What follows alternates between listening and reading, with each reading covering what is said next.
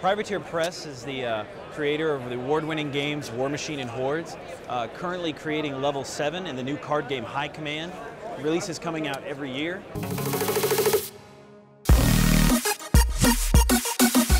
Hi, I'm Matthew Lee here for NerdyRaptor at GenCon 2014, talking with Simon Berman, the marketing coordinator for Privateer Press.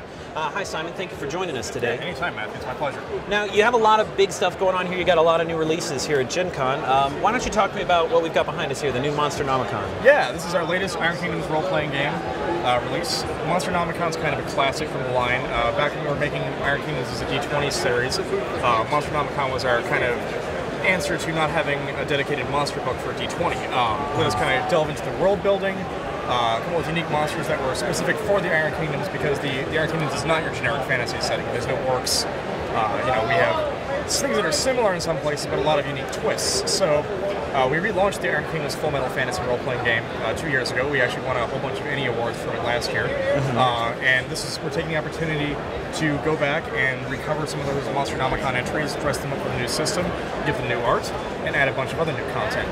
We've got templates to kind of make monsters different for your campaign. We have the large specimen template, for example, where it's just a bigger guy, but it gives you, as the game master, the opportunity to go in there and tweak the stats in ways that make sense within both your own campaign and the Iron Kingdoms as a whole. We got a lot of dragon spawn, so all the different Iron Kingdoms dragons, their kind of mutative radiations creates different effects in their followers. So every dragon has unique spawn, and these templates actually go in and do that. And of course, we've gone back to some other classics, like we've got Tazelworms and Dracodiles, Orgoth Excruciators, lots of things that really are iconic and make the Iron Kingdoms what it is. Well, that's fantastic, and I used to play the original Iron Kingdoms back when 3rd edition D&D was out, so it's really exciting to see a lot of that stuff coming back.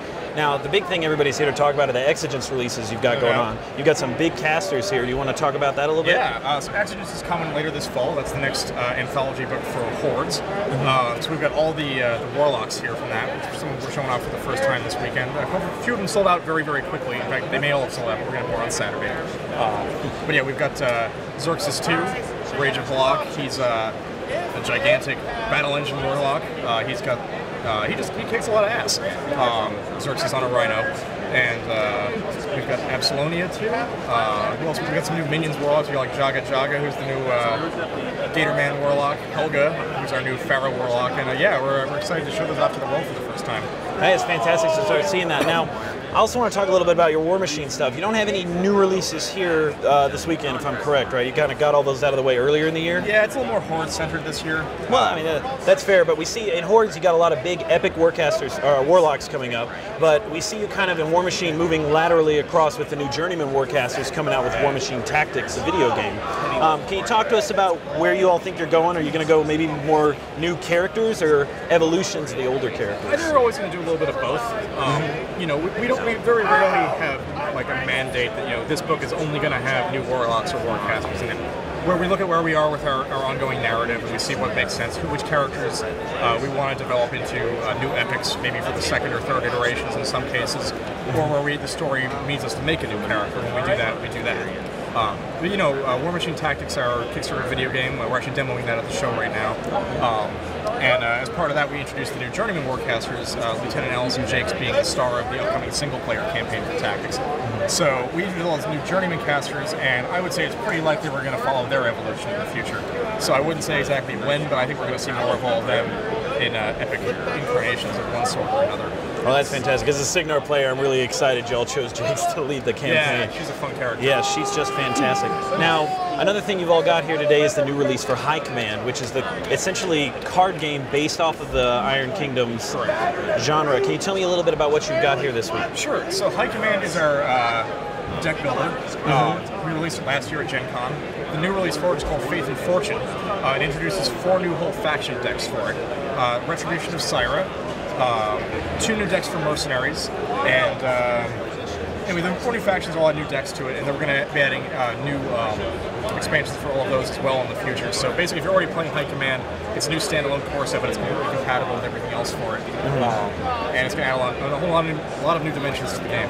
That's fantastic. Do you think we're going to start seeing things like the Cephalix come out, maybe the Gatorman and the pigs coming out in High Command? We're going to keep expanding all of that stuff in one way or another. I know you're getting pretty close to covering all the models that have been released currently for factions like Signar and Minna.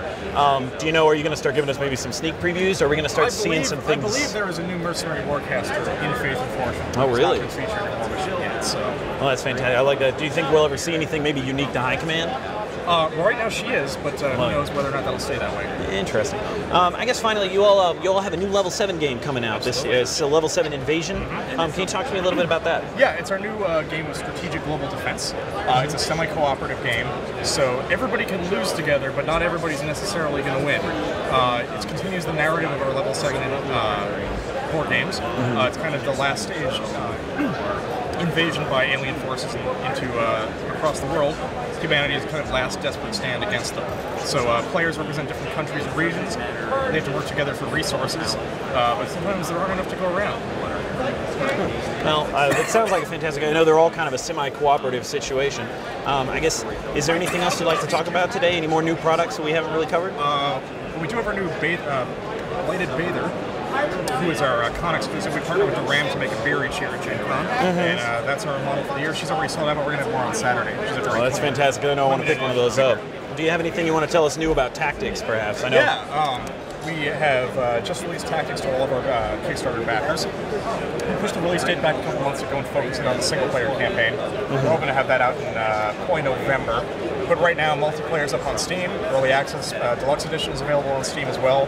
And soon we're going to have a Standard Edition Early Access, which will not have the extra content, but will be priced the same as the retail version of the game.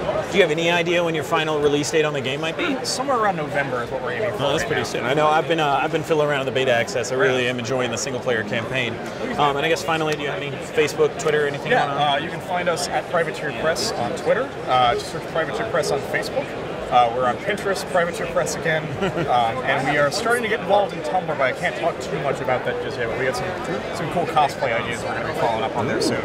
Yeah, there's a Krios walking around today. I don't know if you've seen him. Bastion Seneschal, actually. Yeah, he's awesome. He's a Bastion Seneschal. Yeah, and he's with the Kaya, too. Yeah, I saw the Kaya. They were looking pretty good. Well, thank you so much for talking to us today. My pleasure, Matthew. Absolutely. You can read articles by Simon Berman in the Insider section on Privateer Press's website, privateerpress.com, where you can also see a great gallery of their merchandise.